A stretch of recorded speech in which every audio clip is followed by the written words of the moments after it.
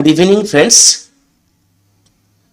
এমকে trading বেলদার পক্ষ থেকে আপনাদের সবাইকে হার্দিক অভিনন্দন জানাচ্ছি আজকের অ্যানালাইসিস ভিডিওতে। আজ 19 ফেব্রুয়ারি বৃহস্পতিবার, সেন্সেক্সের এক্সপায়ারি ছিল। আগামীকাল ফ্রাইডে এবং এই উইকের ক্লোজিং। কিভাবে কালকে ট্রেডিং প্ল্যান হবে এবং আজকে মার্কেটে যেভাবে ফল হয়েছে এটা কিন্তু কল্পনার বাইরে। লাস্ট 3 দিন নিফটি যেভাবে 25,350-এর কাছ থেকে সাপোর্ট নিয়ে প্রায় 500 পয়েন্টের একটা আপসাইডে মুভমেন্ট করেছিল 16 ফেব্রুয়ারি, 17 ফেব্রুয়ারি এবং 18 ফেব্রুয়ারি। তিন দিনের যে র্যালি, 3 দিনের র্যালিকে আজকে নিফটি নিমেষেই বলতে গেলে একদিনে পুরো যে আপট্রেন্ড সেটাকে কিন্তু খতম করেছে বা শেষ করেছে। আজকে নিফটি বলতে গেলে প্রায় 400 পয়েন্টের কাছাকাছি নেগেটিভ হয়ে গেছিল। সেন্সেক্স 1400 পয়েন্টের কাছাকাছি, ব্যাংক নিফটি 900 পয়েন্ট। ওভারঅল সমস্ত ইন্ডেক্সে একটা ভীতির মহল এবং ডাউন ট্রেন্ডে কিন্তু ক্লোজিং দিয়েছে। হঠাৎ এভাবে মার্কেটের ফল আমরা কেউ এক্সপেক্ট করতে পারিনি। ইন্টারনাল কোনো নিউজ লাইভ মার্কেটে আসেনি। যে নিউজটা আসছে যেটা হচ্ছে ইউএস এবং ইরানের মধ্যে যুদ্ধের পরিস্থিতি হতে চলেছে। তো এটা আরো ভালোভাবে জানা যাবে, কাল পরশুর মধ্যে আরো ভালোভাবে আমরা জানতে পারবো। যদি হয় তাহলে এই ফল সাময়িক হতে পারে, কারণ ইউএস ইরানের যে যদি যুদ্ধ লাগে তাহলে কিন্তু ইন্ডিয়ার যেটা সমস্যা ওয়েলকে নিয়ে, তেলকে নিয়ে, ম্যাক্সিমাম বলতে গেলে তেলটা ইরান থেকেই আসে ইন্ডিয়াতে। তার ফলে ইন্ডিয়ান মার্কেটে আজকে তার এফেক্ট আমরা লাইভ মার্কেটে দেখতে পেয়েছি। কালকে আমরা কিভাবে ট্রেডিং করব, উইকলি ক্লোজিং কিভাবে হবে, এগুলো আলোচনা করব। আলোচনায় যাওয়ার আগে আপনাদেরকে দেখিয়ে রাখবো ডিসক্লেমার অবশ্যই ভালো করে পড়ে নেবেন, কারণ এখানে যা কিছু ইনফরমেশন প্রোভাইড করা হচ্ছে এডুকেশন এবং লার্নিং পারপাসের জন্য। যেভাবে বলেছিলাম কালকের অ্যানালাইসিস ভিডিওতে যে 25,840-এর উপরে নিফটি যদি স্টে করতে পারে, সেখান থেকে নিফটির যে রেঞ্জ থাকবে 25,880। 25,880-র উপরে যতক্ষণ না নিফটি ভালোভাবে ক্লোজিং দিচ্ছে, স্টে করতে পারছে, নিফটিতে আপার সাইডে যে লেভেলগুলো সেগুলো কিন্তু আমরা প্ল্যান করব না। বা 25,880-র উপরে থাকলে নিফটিতে পরপর 25,900, 940, 26,000 লেভেল কিন্তু আসবে। যথারীতি আজকে গ্যাপ আপ ওপেনিং এর পর 25,880 একদম টাচ করেছে এবং সেখান থেকে কিন্তু কন্টিনিউ ফল শুরু হয়, যেখানে পুরো বলতে গেলে আজকে সেশনটা পুরোটাই কিন্তু ডাউন সাইডে মুভমেন্ট আমরা দেখতে পেয়েছি।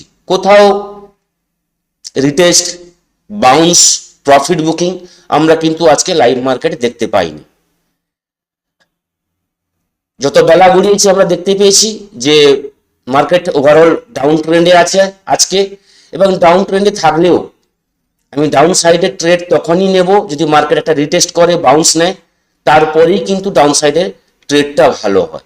সেইটুকু জায়গায়ও কিন্তু আজকে নিফটি কিন্তু দেয়নি, ওভারঅল মার্কেট দেয়নি।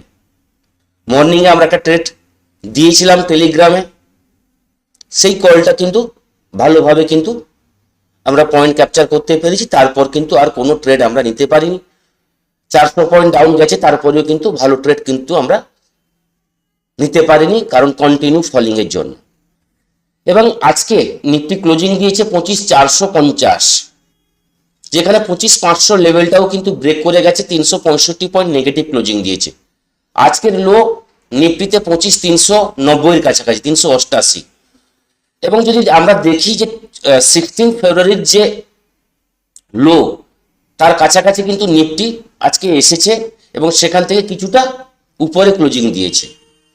যাই হোক না কেন, একটা বড় বিয়ারিশ এঙ্গলফিং ক্যান্ডেল ডেলি টাইম ফ্রেমে দেখতে পাচ্ছি। তো বিয়ারিশ এঙ্গলফিং ক্যান্ডেল যদি হয় এবং এর যে এফেক্ট আমরা আগামী কালকেও দেখতে পাবো, as per candle, as per daily time ফ্রেমের যে চার্ট সেখানে আমরা দেখতে পাচ্ছি। তো কালকের ফার্স্ট ভিউ হবে নিফটি যেখানে ক্লোজিং দিয়েছে 25,450 এর নিচেই ওপেনিং হলে সেখান থেকে নেগেটিভ ভিউ নিয়ে আমরা কিন্তু ট্রেড করতে পারি। 25,450 নিচে নিফটির ফার্স্ট টার্গেট থাকবে 25,400। 25,400 লেভেলটা ব্রেক করে গেলে 25,360, 25,360 যদি লেভেলটা ব্রেক করে যায় এবং সেখানে 10টা মিনিট যদি ওয়েট করতে পারে লোয়ার লেভেলে, সেখান থেকে নিফটির নেক্সট টার্গেট চলে আসবে 25,250, 25,160 এবং 25,000 লেভেল পর্যন্ত কিন্তু দরজা খুলে যাবে। কারণ 2 তারিখ এবং 3 তারিখের যে গ্যাপটা আছে ওই গ্যাপটা কিন্তু ফিল আপ করতে নিফটি আসতে পারে। এবং কালকে ক্লোজিং যদি 25,350 নিচে হয় তাহলে কিন্তু পজিশনাল বেসিসে কিন্তু আমরা ডাউন সাইডের ট্রেড নিয়ে কিন্তু হোল্ড করতে পারি, যেখানে টার্গেট থাকবে 25,250, 25,150 এবং 25,000 জন্য কিন্তু পরপর কিন্তু আমরা প্ল্যান করতে পারি যদি কালকে 25,350 নিচে নিফটি ক্লোজিং দেয়। 25,350 একটা বড় সাপোর্ট জোন এই মুহূর্তে আমাদের কাছে, কারণ 16ই ফেব্রুয়ারি 25,350 কাছে সাপোর্ট নিয়ে নিফটিও পরপর 3 দিন একটা পজিটিভ র্যালি দেখিয়েছে। তো এই জায়গায় 25,350 আমাদের কাছে কালকের ডেটে একটা বড় সাপোর্ট আমাদের কাছে কাজ করবে নিফটিতে।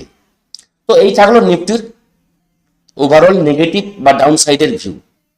পজিটিভ ভিউ তখনই হবে নিফটি যদি ফ্ল্যাট ওপেনিং হয় অথবা গ্যাপ ডাউন ওপেনিং হয় এবং 25,450 উপরে নিফটি স্টে করতে পারে মিনিমাম 10 থেকে 15 মিনিট, তাহলে সেখান থেকে একটা পজিটিভ ভিউ নিয়ে আমরা ট্রেড করতে পারবো, যেখানে ফার্স্ট টার্গেট থাকবে 25,500, সেকেন্ড টার্গেট থাকবে 25,550 এবং 25,600।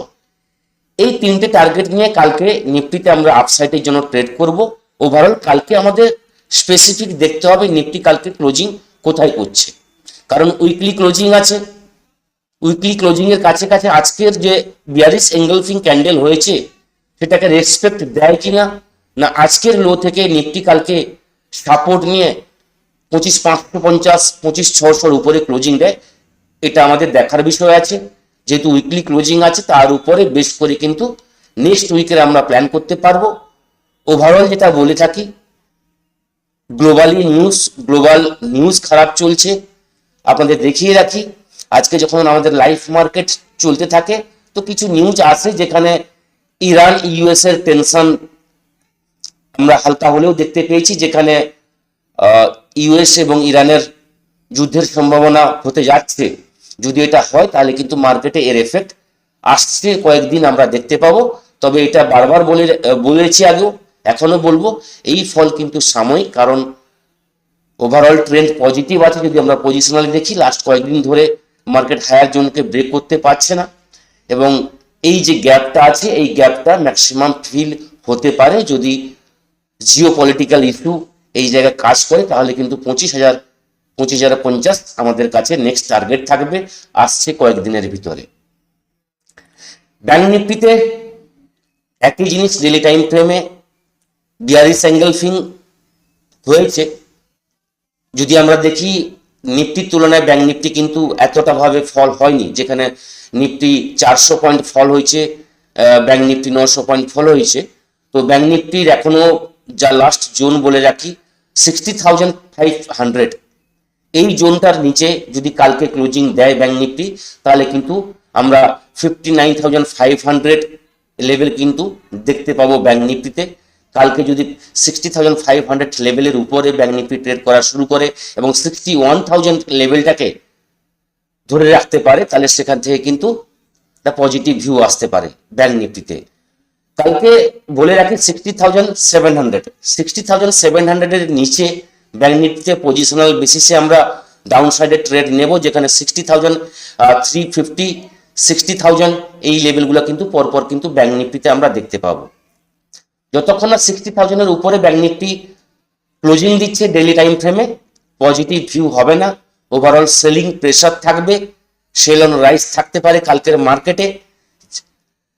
আজকে একদমই এক্সপেক্ট করতে পারিনি এভাবে ফল আসবে, কারণ কালকে ডেটা ভালো ছিল, এফআইদের কালকে বাইং ছিল, এফআইরা প্রায় 1154 কোটি টাকার বাইং করেছে, পরপর দুদিন এফআইদের বাইং আমরা দেখতে পেয়েছি, ডেটা পজিটিভ ছিল। সেই জায়গায় আশা করেছিলাম লাইভ মার্কেটে একটা টাইম বাউন্স নেবে, লোয়ার লেভেল থেকে আমরা একটা বাউন্স দেখতে পাবো, কিন্তু সেটা আজকে পুরো দিন লাইভ মার্কেটে আমরা দেখতে পাইনি।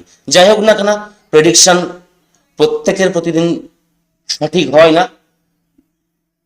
তো আমি আমার ডিসিশনে অনড় ছিলাম, কারণ আমি চাইছিলাম একটা রিটেস্ট, একটা বাউন্স চাইছিলাম, তারপরে যদি ফল হতো সেখান থেকে কিন্তু আমরা ডাউন সাইডে ট্রেড নিয়ে ট্রেড করতে পারতাম। তো এই থাকলো কালকের ভিউ, নিফটি ব্যাংক নিফটির ভিউ। কালকে লাইভ মার্কেটে আবার দেখা হবে সবার সঙ্গে, ভালো থাকবেন, থ্যাংক ইউ, ধন্যবাদ।